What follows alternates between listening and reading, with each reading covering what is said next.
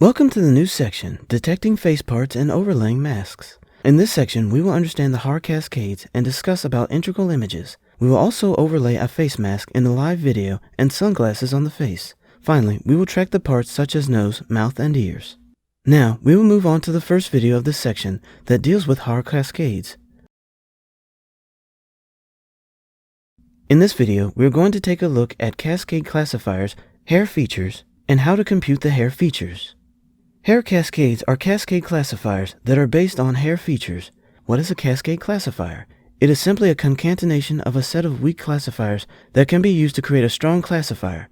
Now, what do we mean by weak and strong classifiers? Weak classifiers are classifiers whose performances are limited. They don't have the ability to classify everything correctly. If we keep the problem really simple, they might perform at an acceptable level. Strong classifiers, on the other hand, are really good at classifying our data correctly.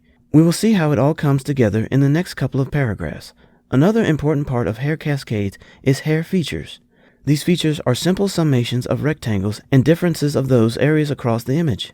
Let's consider the following figure. If we want to compute the hair features of the region ABCD, we just need to compute the difference between the white pixels and the color pixels in that region. As shown in the preceding four figures, we use different patterns to build hair features. There are a lot of other patterns that are used as well. We do this at multiple scales to make the system scale invariant. When we say multiple scales, we just scale the image down to compute the same features again. This way, we can make it robust against size variations of a given object. As it turns out, this concentration system is a very good method to detect objects in an image. In 2001, Paul Viola and Michael Jones published a seminal paper where they described a fast and effective method for object detection.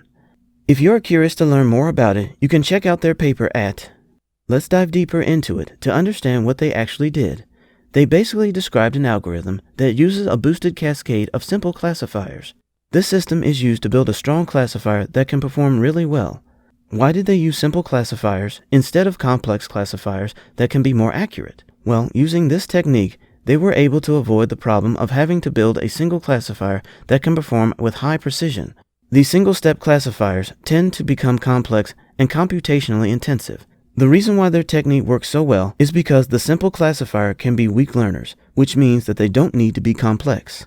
Consider the problem of building a table detector.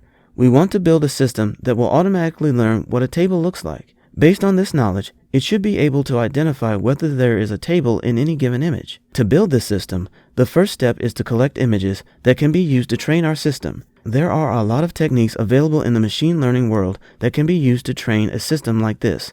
Keep in mind that we need to collect a lot of table and non-table images if we want our system to perform well.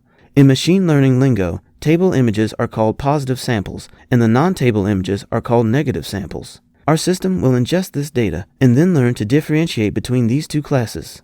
In order to build a real-time system, we need to keep our classifier nice and simple. The only concern is that simple classifiers are not very accurate. If we try to make them more accurate, they will end up being computationally intensive and hence slow.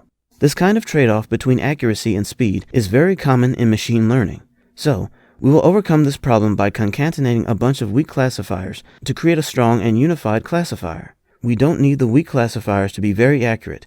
To ensure the quality of overall classifier, Viola and Jones have described a nifty technique in the cascading step. You can go through the paper to understand the complete system. Now that we understand the general pipeline, let's see how to build a system that can detect faces in a live video. The first step is to extract features from all the images. In this case, the algorithms need these features to learn and understand what faces look like. They use the hair features in their paper to build the feature vectors. Once we extract these features, we pass them through a cascade of classifiers. We just check all the different rectangular subregions and keep discarding the ones that don't have faces in them. This way, we arrive at the final answer quickly to see whether a given rectangle contains a face or not. In this video, we have discussed about hair cascades.